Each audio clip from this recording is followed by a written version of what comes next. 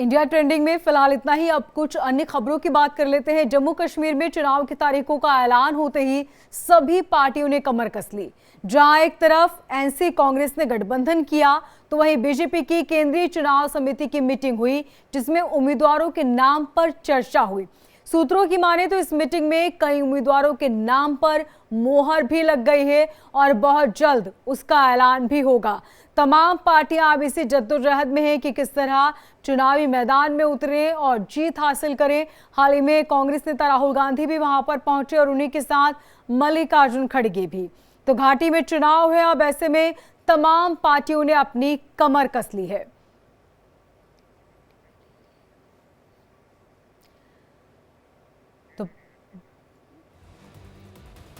अब आपको बताते हैं कि सूत्रों के हवाले से बड़ी खबर। बीजेपी सीईसी की मीटिंग में क्या चर्चा हुई, आपको बता दें कि 50 से ज्यादा सीटों पर उम्मीदवार तय। कई पूर्व विधायकों का टिकट कट सकता है और नए चेहरों को चुनाव में उतारने पर मोहर लग सकती है। जम्मू में 8 से 10 रैली कर सकते हैं पीएम मोदी, और पीएम मोदी की कश्मीर में 1 से 2 रैली संभव है। 24 उम्मीदवारों की लिस्ट आ सकती है, ये बड़ी जानकारी। तो घाटी में चुनाव है और नए चेहरों पर दांव लगाने की तैयारी में है बीजेपी, और कई नई क्षेत्रीय पार्टियां भी इस बीच उभर रही हैं। और ऐसे में वहां पर फिलहाल क्या समीकरण है वो भी आपको बताएंगे, लेकिन उससे पहले आपको बता दें कि पीएम मोदी पहुंच सकते हैं कश्मीर, जो आम जनता से रूबरू होंगे और एक बार फिर से कांग्रेस पार्टी पर निशाना साधते नजर आएंगे। तो नए चेहरों पर दांव लगाएगी पार्टी। 50 से ज्यादा सीटों पर उम्मीदवार लगभग तय हो चुके हैं। बीजेपी सीईसी की मीटिंग हुई, जिसमें कई मुद्दों को लेकर चर्चा हुई। इसी के साथ पूर्व विधायकों का टिकट भी कट सकता है और नए चेहरों को चांस मिलेगा।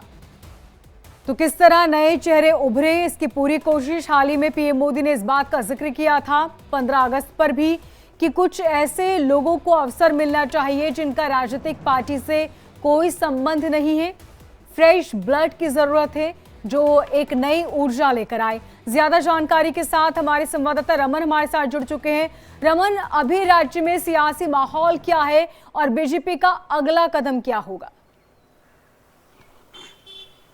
जी हाँ, देखिए, अगर सियासी माहौल की बात करें तो जब से जम्मू कश्मीर के अंदर विधानसभा चुनाव की घोषणा की गई है चुनाव आयोग की तरफ से, तब से ही लगातार सियासी माहौल जो है वो गर्माता हुआ नजर आ रहा है। और कल जिस तरीके से भारतीय जनता पार्टी की शीर्ष लीडरशिप की बैठक जो है वो उम्मीदवारों को लेकर हुई है, उसको लेकर अब अटकलों का बाजार जो है वो बहुत ज़्यादा गर्म होता हुआ जम्मू कश्मीर में नजर आ रहा है। कि जो हमारे पास जानकारी मिल रही है उसके मुताबिक 11 बजे के आसपास में भारतीय जनता पार्टी जो है वो पहली लिस्ट अपने उम्मीदवारों की जारी कर सकती है। और जो जानकारी हमारे पास है इसमें कई बड़े नामों को काटा गया है और कई नए चेहरों को जो है वो शामिल किया गया है, क्योंकि इस चुनाव में सीधे तौर पर अब राम माधव के रूप में आरएसएस की एंट्री हुई है। तो कहीं ना कहीं आरएसएस के जो नज़दीकी लोग हैं उनको भी इस विधानसभा चुनाव में टिकट मिलने की उम्मीद जो है वो बढ़ गई है। कल शाम को 7-7:30 बजे जब ये भारतीय जनता पार्टी के दिल्ली मुख्यालय में जब बैठक हुई तो उसमें जम्मू कश्मीर प्रदेश जो कमेटी थी उनके सभी नेता जो हैं, जिसमें रविंद्र रैना, अशोक कौल के साथ साथ में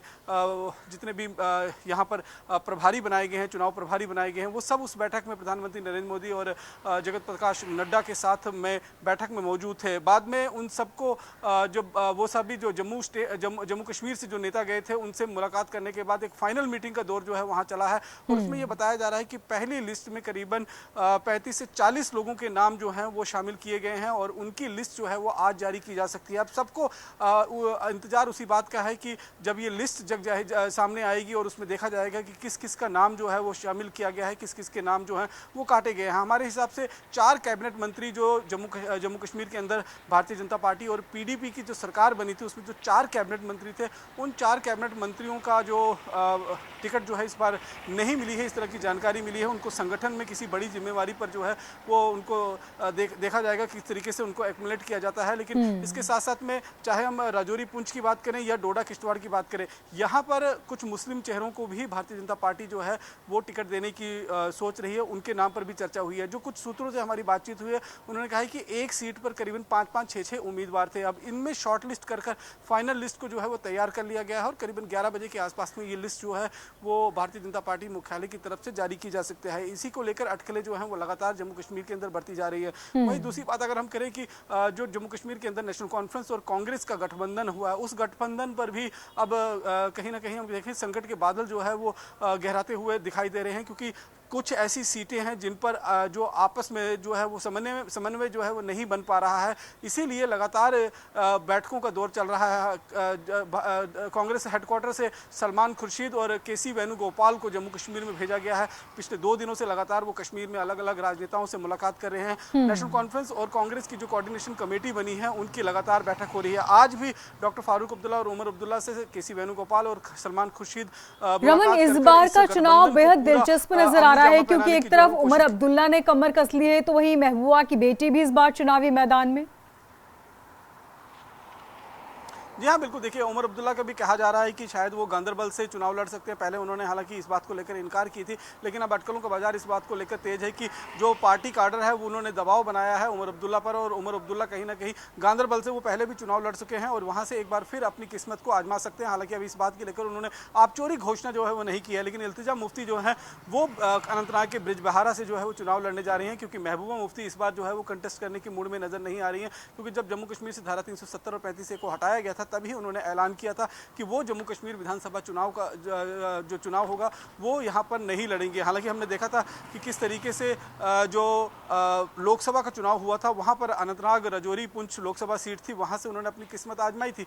लेकिन लगातार अब जिस तरीके से विधानसभा चुनाव की बातें अगर हम करें तो विधानसभा चुनाव यहाँ पर त्रिकोणीय मुकाबला बनता हुआ नजर आ रहा है। एक तरफ नेशनल कॉन्फ्रेंस